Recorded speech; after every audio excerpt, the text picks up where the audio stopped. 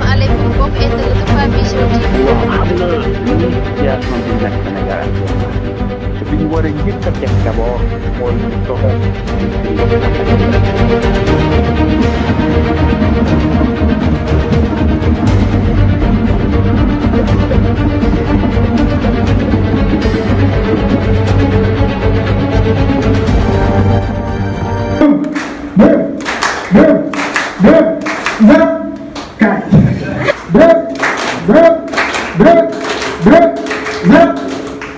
Merci beaucoup. C'était histoire de vous descendre un petit peu du bas.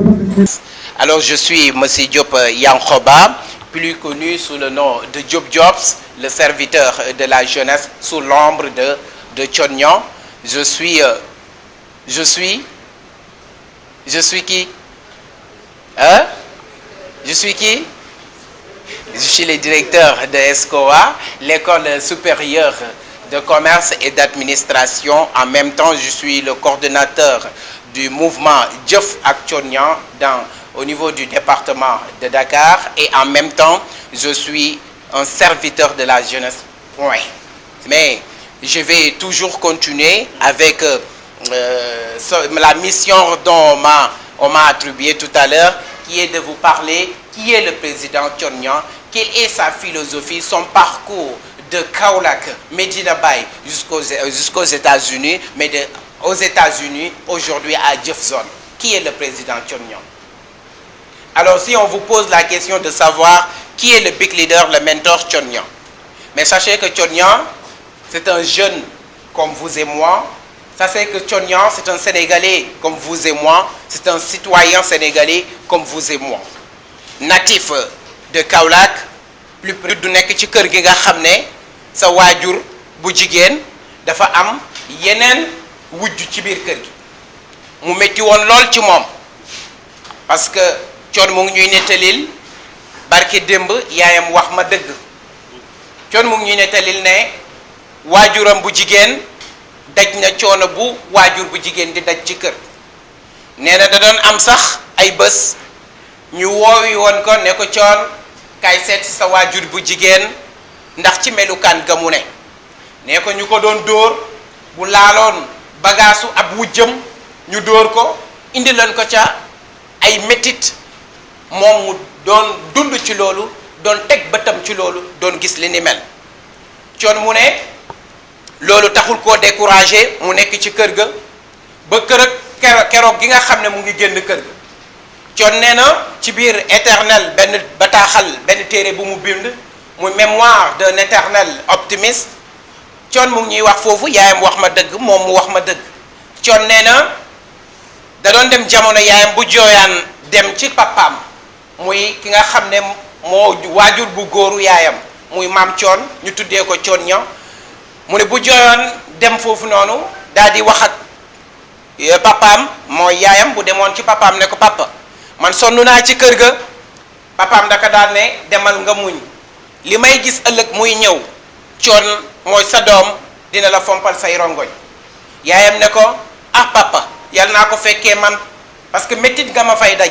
yàlla rek ko xam loolu nag kaddu googu yéen suñu moroom yéen suñu ndaw yu jigéen yi yéen suñuy jigéen yéen suñuy rakk yu jigéen war ngeen a mën a jëlee cësluwaay ci kaddu joojee Thione nee na ba keroog bi nga xam ne ñu ngi koy génnee kër papaam képp ku nekk ci ñun xam ne kër papa nu mu neexee ci doom mu ne keroog gi mu génnee kër papaam ñu génnee ko kër papaam nag mu war a dem fi nga xam ne mooy tumuranke ji tumuranke mooy dem fi nga xamul mu ne mu génn ca waaye ba cay balaa loolu sax mu ngi wax mu ne situation wu kër ga mu ngi méttoon bii méttit bi nga xam ne tey yaakaar naa ne ndaw yi nekk fii yépp kenn ku ne mu ngi dund genre situation yu mel noonu mooy lan mu ne ba mu demee ci kër maamam génnee nañ ko kër papaam mu war a dem fi nga xam ne mooy kër maamam fan la war dem mooy ci kër maam Thione mu ne kër maam Thione ba mu fa demee mu ne yàlla da doon taw asamaan bi da doon taw ngay gis ndox muy jóge ci kaw néeg bi ci puuju néeg bi di wadd ci biir néeg bi mu ne ñu doon jël ay perméable di ko takk bëgg ndox mi mën cee taataan wala sax ñu jël ay siwo ki paan di ko dëkk pour ndox mi mën a wadd foofee coon mu ne mu dund situation boobu mu ne da doon nekk ci kër gi pour ñu mën a am lu ñu reeree sax problème lay doon mu ne reeree na ay yooni yoon ab fande waaye nag wolof njaay daf ñuy ne wolof njaay dañuy ne mu ne ku reeree ku yéene ab gor ku ndeyam liggéey mu reeree fande xamal ne pooju gëlëm lay añee donc ngeen xam ne coon mu dund situation boobu noonu nekk ca génn fi nga xam ne moom mooy Kaolack war a ñëw nag fi nga xam ne moom mooy Dakar mais le président Thione Niang lorsqu'il a quitté Kaolack pour venir rejoindre Dakar il était venu pour faire quoi Thione Niang ba muy ñëw Kaolack fekk mu ngi am l'âge de 16 ans 16 ans lañ ko génnee kër papaam la génn kër papaam war a ñëw nag fi nga xam ne moom mooy Dakar lu mu wuti woon Dakar dafa ñëwoon pour continuer wéyale li nga xam ne mooy jàngam mais Thione mu ngi ñuy wax ne il nous dit dans l'éternelle mémoire d'un éternel optimiste que ba mu ñëwee ba Dakar école gi nga xam ne moom la waroon dem inscrire ji ba mu fa demee dañ ko ne école ga fees na mu war a dem nag wutiwaat beneen école bu mu inscrire mu nekk ci njàqare nekk ci coono waaye nekk ci li nga xam ne moom mooy jaaxle waaye mu ne muy doxantu ba dem fi nga xam ne moom mooy ville dem toog ci benn taatu garab googu mu toog nag mu ngi fa toog ak ay mag yooyu mu toogal nag ñu ngi nekkoon ci ataaya nekkoon ci benn débat moom nag mu toog ci coin bi am benn paa bu ko ne waaye yow mii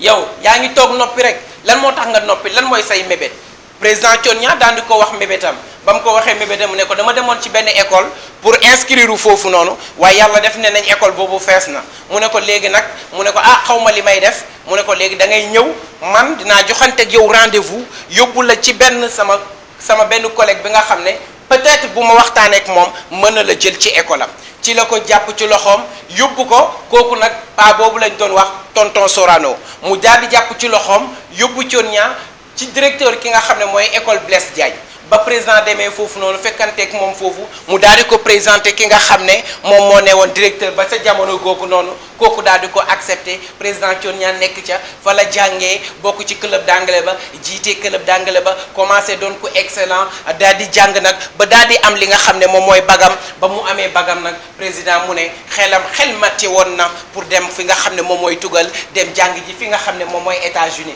waaye États-Unis nekkutoon premier choix am fan moo ne woon premier choix am moo ne woon Chine président nee na ba mu demee pour Chine mu xam ne doxul mu ne nag dafa bëgg a dem fi nga xam ne moom mooy États-Unis mu dem déposer li nga xam ne moom mooy visa déposer na ko 3 fois amul ñu gantal ko loolu ma bëgg a jàngatee foofu jàngal ko sama bopp jàngal leen ko ne door benn yoon baaxul door ñaari yoon baaxul door ñetti yoon baaxul door ñeenti yoon baaxul door ñeenti yoon baaxul waaye juróom ñi yoon baaxul xamal ne bu mu la tax a bàyyi parce que mébét yi nga am yàlla suñu borom rabbul samawati wal ardi moo yore caabi bi te saa yu ubbee rek mu tijjee ko man miy wax ak yéen ma toppandoo président Thione Niang def li nga xam ne moom mooy sama bac 5 fois door a am sama bac président Thione Niang nee na ñu continuer toujours ci moom nee na ba mu demee def 3 fois déposé amul 4e fois lañ ko door a may li nga xam ne moom mooy visa bi bañ ko mayee waaye bëgg a tukki taxut a tukki le président Thione Niang a déposé 3 reprises 3 fois pour obtenir le visa pour partir aux États-Unis mais sachez avec moi que obtenir tout simplement ou bien qu'on vous octroie tout simplement le visa ne fait pas de vous un Américain le président Thione Niang mu ne mu nekk ci loolu daal di ko wax yaayam waaye nag lan moo def mooy mu am passe bi nga xam ne moom moo koy yóbbu États-Unis waaye déglu leen ak man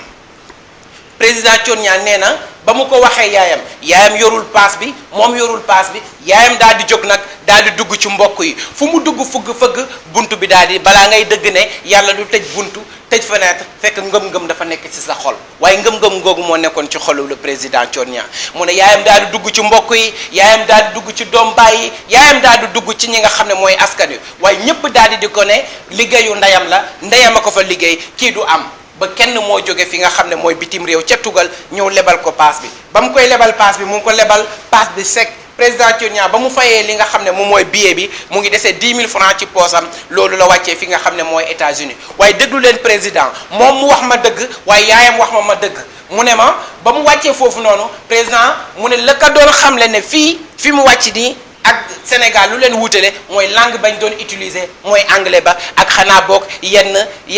nit yi nga xam ne mu ngi leen doon gis mu ne gannaaw ci loolu mu ngi wàccoon ci dëkk bi gën a maanaam fi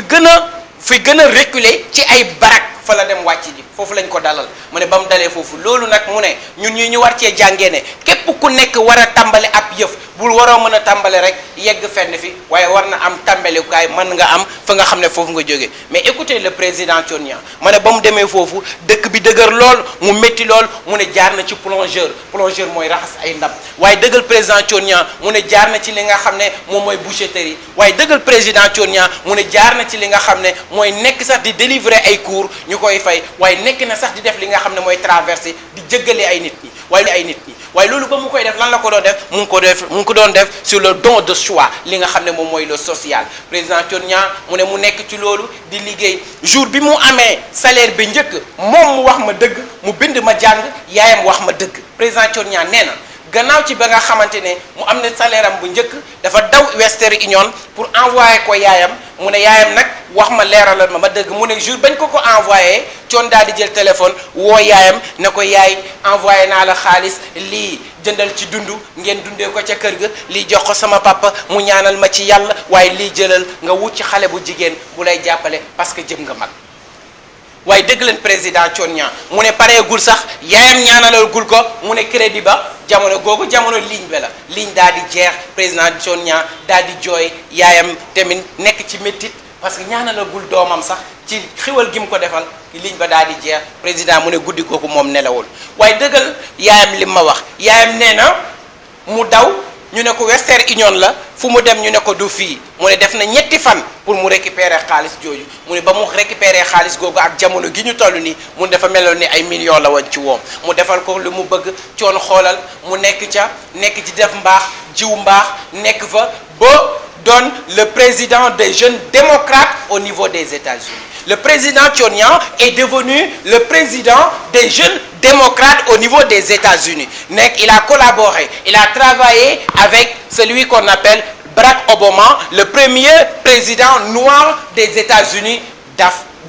d'Amérique ci jamono googu noonu mu liggéey ak moom ñu nekk ci liggéey ja mu battre campagne ak moom en 2008 battre ak moom campagne en 2012 mu gagné le président Thione Niang nee na ba nga xamante ne Barack Obama woo na leen en 2008 2009 mu woo leen taaj ne gannaaw ba nga xamante ne gagné nañu yéen ñii nga xam ne yéen a ma wër ñenn ñi dinañu dellu ji ci seen i pays ci seen i réew dem impacté ji waaye ñenn ñi ci yéen dinañu toog fii tey pour liggéey ak man ci Maison Blanche waaye mu ne président Thione Niang mu ne moom ci jamono googu dafa choisiroon dellu si fi nga xam ne moom mooy Sénégal pour impacter kon da ngeen ni xam ne Give One Project xam na ne dinañ ci ñëwaat mu ngi juddu en 2009 mën nañ ko wax waaye l'idée bi nga xam ne idée bi mu ngi jóge en 2008 2009 ba nga xamante ne Barack Obama woo na leen ci table ronde bi président Thione Niang mu ne mu am idée bi commencé koo jëmmal ngeen war a xam ne yéen ñi yëpp ñun ñi yëpp képp ku fi am idée da koo war a jëmmal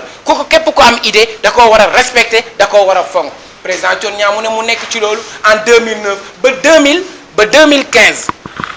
2015 mu daal di ñibbiseek moom fi nga xam ne moom mooy Sénégal ñekk di ko fi jëmmal def ko fépp fi nga xam ne ndaw a nga fa te soxla ko loolu nag tey moo ñu boole fii loolu nag tey moom mooy philosophie bi nga xam ne bokk nañu koo gëm muy lan muy la jëf parce que bu ñu wax Give One Project dafa am lu lamboo ci biir loolu waaye loolu ma jeexalee tout simplement pour vous dire que loolu yëpp lan mooy ndeyu loolu lépp wala lan moo ëmb loolu yëpp wala lan mooy wundu li ni mel mooy li nga xam ne mooy ngëm-ngëm lan moo wundu loolu mooy jëf lan moo wundu loolu mooy jëf lan moo wundu loolu noonu mooy xalbul salim kon nañu xamante suñu biir que ne Give One Project c'est pas une simple organisation waaye li nga xamante la mooy une philosophie la philosophie bi nga xam ne lan mooy base bi mooy la reconnaissance lan mooy base bi mooy la jëf mooy li nga xam ne mooy liggéey kon président Thione Niang mu ngi noonu juddoo na fi nga xam ne mooy Kaolack jógee na Kaolack ñëw na fi nga xam ne moom mooy Dakar ñëw na Dakar ak li nga xam ne la ci daj yëpp wax naa leen ko ci gàttal ne dugg na ci li nga xam ne mooy masongu na nee naa leen Thione Niang da doon xëy di dem masongu ji ñu koy fay pour mu am lu mu dundee nee na mu ne muy bokk sax ci néeg bi nga xam ne foofu lañ doon toggee muy biir waañ fa la doon def mooy néegam xool leen di jàngee ci ay poté lampe mais dëggal Thione Niang loolu yëpp mu daj ko tey moom moo nekk suñu mentor Thione Niang moomu tey moom moo ñu inspiré Thione Niang moomu tey moom moo ñu jox lu ñu am Thione Niang moomu tey moom moo ñu motiver bu ñu taxawal li nga xam ne mooy ESCOWA waaye Thione Niang moomu tey moom mooy lëmbe àdduna wërngal këpp ci jëf ju baax ak wax ju baax ak wax ju rafet pour wax leen ne bravo notre mentor bravo notre leader Thione Niang merci jërëjëf qu'Allah vous protège et protège mon big leader Thione Niang jërëjëf merci beaucoup merci jërëjëf waaw wax nga dëgg jox nga ñu autorisation wala kon nag jërëjëf alors donc c'est une très bonne présentation et j'espère que ici ku xawoon xam tuuti ki nga xam ne mooy suñu mentor Thione Niang yaakaar naa ne gën nga ko xam ñu ko xamul woon tamit yaakaar naa ne xam neen ko ak ñu ko bëgg tamit gën a xam yaakaar naa ne al lii suñ si jógee dinañ gën a dem nag après ñoom dafi yeneen recherche donc loolu laay wax parce que daanaka lu ñu naan ñun opportunité bu ñu am mooy les réseaux sociaux mooy je peux dire la technologie te yaakaar naa ne suñu xamul nit rek kon suñuy gis-gis wala suñuy objectif ñoo bokkul mais yaakaar naa ne dañoo jour jamono ñun toll ku bëgg a xam dara di nga ko mën a dem xami te grâce à jëmm ji toog laaloo leen seen téléphone duggoo leen ci internet ki mais xam ngeen ki nga xamante ne macha allah di ko jar a xam la donc ci loolu rek laay lancé wu ñu fas yéene def li nga xamante ne mooy présentation Given Project parce que tey suñu waxee Given Project nekk na li nga xamante ne c'est assez large quand on parle de Given Project sànq maa ngi am ku ma tooñ nee naa ko Given Project muy lan neen mu ne give one project donner un projet et loolu suñ koy traduire littéralement yaakaar naa ne mën neen passer à côté te suñu jëmm ji da koy faral di wax mu ne suñu ne Given Project rek jàppale c'est un projet à vie c'est un projet boo xam ne projet durable la lépp mu nga xamante ne tënk neen ko ci biir te ci kaw tënk boobu dafay ñëwaat ci li nga xam ne mooy présentation malheureusement avec projection bi mais de toute façon c'est quelque chose loo xam ne ñun dañ ko dund dañ ci nekk tout le temps même avec sans la projection on peut faire la présentation parce que c'est quelque chose qu'on vit du jour au lendemain parce qu'aujourd'hui si on est là devant plusieurs nationalités devant plusieurs personnes partout à travers le Sénégal c'est grâce à Given Project aujourd'hui si nous arrivons à impacter si nous arrivons à changer la mentalité the mindset of the others c'est grâce à Given Project si nous arrivons exactement à mettre en place c'est quelque chose qui est palpable l'école qui est là que vous voyez on peut même ne pas aller loin c'est palpable vous pouvez le voir comme ni ñu koy waxee dañuy ñëw ne école Thione Niang la c'est normal ndax ay doomam ñoo fi nekk kon loolu rek sant yàlla la donc Given Project comme vous pouvez savoir c'est une organisation mondiale qui vise à engager les jeunes en tant que leaders dans la création et la construction d'une communauté forte et saine et quand on parle de cette communauté forte et saine c'est vous c'est nous l'ensemble des jeunes qui se trouvent à travers Afrique qui se trouvent à travers le monde c'est ces jeunes-là mais pas n'importe quelle jeunesse souvent on le dit ki nga xamante ne Mawlana Cheikh Ibrahim Niass lu ñu doon faral di wax et certes l'avenir de toute nation repose sur sa jeunesse mais pas n'importe quelle jeunesse une jeunesse engagée motivée douée de caractère noble et d'ambition élevée alors c'est ces mêmes jeunes qu'on a besoin au sein de Given Project c'est pas n'importe qui doit être membre de Given Project je répète parce que si vous êtes là vous devez appeler à travailler vous avez appelé à impacter mais vous avez appelé à changer la mentalité des autres slide donc ici on parle de la philosophie de nos missions de nos valeurs et quand on parle de la philosophie on parle du jëf c'est l'action au détriment de la parole de la théorie pourquoi on parle de l'action au détriment de la théorie souvent même les anglophones disent action speaks louder than words les actions parlent plus que les mots et dañoo nekk ci dëkk boo xamante ne nekkul wax kese moo ñu mën a tekkiloo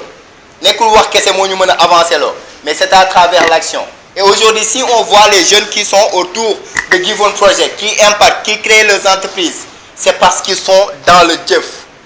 ils ne parlent pas trop ils sont tout le temps dans le jëf et si on parle aussi vous allez voir que ce que nous sommes en train de dire reflète réellement à nos actions c'est quelque chose qui est palpable ndax dañoo tàmm di wax souvent dama koy faral di sànni xeer ñeen ni dañuy wax te alors que lu ñuy wax nekkuñu même dans le bain. Ça ne colle pas à la réalité. Ñun, heureusement, on a cette jeunesse. Alors, quand on parle exactement de nos valeurs, on parle du leadership. Pourquoi on parle du leadership? Parce qu'on se dit tout le temps que nous sommes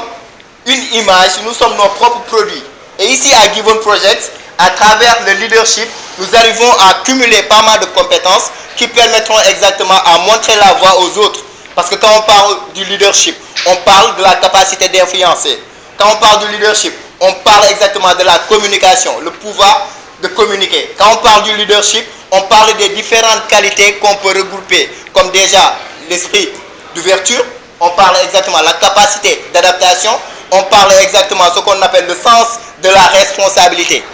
Et tout ça, à travers Given Project, on l'a appris et on ne cesse de l'apprendre. Parce que chaque jour que Dieu fait, on apprend. Souvent, je le dis, chaque jour, il faut essayer de dormir moins bête. Et grâce à Given Project, chaque jour que Dieu fait, ben message bi ngay envoyé Job Jobs, da ngay jàng lu bees. Ben message bi ngay envoyé Youssouf wala kenn ku mënti doon ci salle bi, da ngay jàng lu bees. C'est ce que Given Project a fait de nous. Et là, ça fait partie de nos valeurs. Il y a aussi l'exemplarité. L'exemplarité, ça revient sur l'image que nous portons. Souvent, Job Jobs, dañu koy faral di wax, dañuy toog bureau. C'est entre nous, hein. Et je pense qu'il y a Sidi Kunta qui vient d'arriver, donc le directeur exécutif national. Donc, de nous, standing ovation, s'il vous plaît. C'est pas. Merci beaucoup, Den. Bien, bien.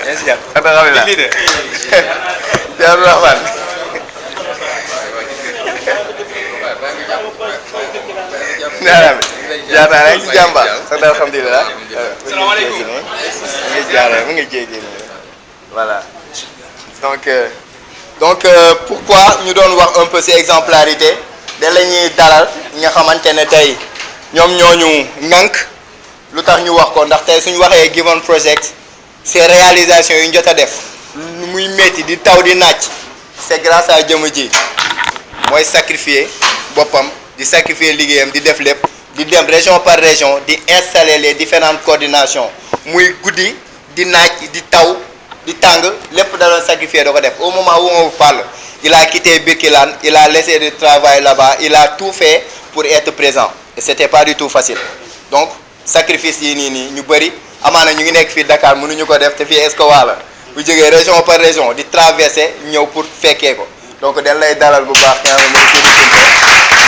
ne daara Abdourahmane yoo xam ne ñoom tam macha allah ñu def liggéey bu am solo donc il toog di def des témoignages parce que kooku deful ngir xaar un retour mais il le fait juste pour impacter pour ñooñu muy aider ñooñu mën a def leneen te loolu c'est une fierté beneen centre bi c'est le centre de transformation en céréales moom moo nekk au niveau de Birkelane là où notre den est là-bas donc vous voyez foofu tamit y a les GIE qui sont toujours là-bas suñu borom ak cere yu neex yeeg yooyu noonu moo tax souvent damay toog ne ma yow léegi waa Birkelane nga ndax tout le temps activité fu ñu ne Birkelane ma ne acca dem ma koy tooñe même waa Escowa parce que bon waaw soo demee di nga former mais aussi di nga doo si cere yu neex ñalañ yeeg affaire yooyu da ngay ñëw toog mu tegal la lépp ba pare teg ko si suuf ñu toog lekkandoo ensemble donc loolu rek dafa neex si xol donc loolu centre boobu ñu ngi former ay GIE à ne pas en finir di former suñu yaay ba tey ñooñu di autonome di def leneen di former ndaw ñi nga xamante ne elles viennent de partout là donc loolu rek fierté la beneen centre bi c'est le Digital Skills Academy moo ma nekk au niveau de Saly là c'est pour la technologie parce que aujourd'hui lu may faral di wax illettré nekkatu ñi nga xamante ne ñoo nekk école mais illettré yi ñooy ñan ñi nga xamante ne de nos jours maîtriser wuñu technologie ñi nga xamante ne ils n'arrivent pas à communiquer ñi nga xamante ne maîtriser wuñu anglais de nos jours fu àdduna bi toll ñooñu lañ mën a jàppee les illettrés parce que monde bi moo toll foofu Thionnian nag a compris cela et ñu ko wër aussi ont compris cela moo tax ñu mettre centre boobu en exergue di fa maye aussi ay bourses les gens viennent de partout il y a Mr K qui est là di leen former en intelligence comment dire cybersécurité intelligence artificielle di leen accompagner ci marketing digital et cetera donc vous voyez un peu concordance bi nga xamante ne centre yi ñu ngi ko am l'autre centre c'est quel centre bi nga xamante ne moom j'aime bien et Tata Rougui mu ngi ci biti itam di ñu sonal c'est le Jëf Zone Daara moderne c'est les talibés pourquoi centre boobu muy spécial mooy premier centre bi nga xamante ne on interne déjà les talibés former leen ci alxuraan bi mais pare former leen ci français former leen ci anglais ba pare jàngal leen métier tey comme table yi ngeen ñuy gisee tout ça ils sont en train de construire de fabriquer là-bas des tables di fabriquer ay plateaux di fabriquer lépp ba ñooñu di ko fabriquer instant ñu ngi commencé am seen petite entreprise di ko jaayaat di am déjà seen économie di sauvegarde di garder seen i xaalis am seen compte di gérer donc kon loolu rek réussir loolu la Sénégal te peut-être ñu ngi doon xalaat ay modèle économique yu extraordinaire alors qu'on a la réalité donc tous ces centres là pour ñu ñëw fa ñu adhérer Givon Project day gën a neex parce que da ngay gën a amaale bourse yoo xam ne dañ koy mettre à votre disposition ngeen mën a am si bourse yi nga xamante ne moo ñu permettre ñu avancer donc waaw move on donc là c'est la formation moom laa doon expliquer si Women Training Center en formation en transformation coach dañuy xeex de câble bi la waaw yi nga formation transformation fruits et légumes donc anyway je vais continuer avec c'est normal parce que c'est quelque chose qu'on maîtrise donc vous voyez toutes ces opportunités qu'on a et il y a l'Afro Global Connect yooyu suñu demee après ñoom tonton yu dina si gën a ñëw ndax lu ñu naan kàddu bu nekk rek ak ku mu yellool on maîtrise mais moom nga xamante ne moo nekk du jour au lendemain sur le terrain avec suñu den ñoom ñoo gën a maîtriser pour gën a wax si li nga xamante ne moom mooy centre yooyu encore une fois c'est un appel que je ne cesse de lancer c'est un appel que je ne cesse de lancer de venir participer aux activités de Givon Project parce que ce n'est que bénéfique et à travers cela yenn dernière réalisation weesuwul le Youth Capacity Building Workshop bu ma wax et aussi weesuwul li nga xamante ne moom mooy un programme qu'on a mené et récemment def nañ ko muy la formation des formateurs au niveau de Jëf Zone on a formé là-bas des formateurs ñoo xam ne ñooñu à travers seen compétence dans leur zone mën neen dem di former ñeneen pourquoi on a facilité cela on avait vu benn groupe ñu ñoo doon déplacé wu tout le temps mais à un moment donné yow tamit foog nga former ñeneen ñoo xam ne ils peuvent prendre la relève et non son philosophie ce n'est pas seulement d'être partout mais c'est de former d'autres comme Thionia ñu koy waxee moi je veux d'autres Thionia pas seulement des Thionia comme moi mais des Thionia pro max c'est-à-dire qui peuvent faire plus te ñun opportunité yu ñu amoon dañu koy wax ñoom moom su ko amoon leneen la ñuy wax te ñun on a tout ça donc suñ kon mënul nekk rek wala nekk plus su ñun la des on peut le faire sànq vidéo bu ma leen tegoon gis nekk nee na on peut le faire s'il arrive à faire tout cela nous aussi on peut le faire parce qu'on a les moyens du bord donc loolu c'est une opportunité qu'on a on doit saisir et on doit continuer à impacter ceux qui veulent venir adhérer venez ceux qui veulent vraiment impacter venez ceux qui veulent changer leur mindset venez ceux qui veulent entreprendre venez n'hésitez pas there is no excuses ce que je dis il y a pas d'excuses de nos jours donc la présentation est assez large lu ma doon wax suñ doon toog fii ba suba du jeex mais je pense que avec kàddu yu ndaw yi nii ma wax jot na tënk li nga xamante ne moom mooy Givon Project.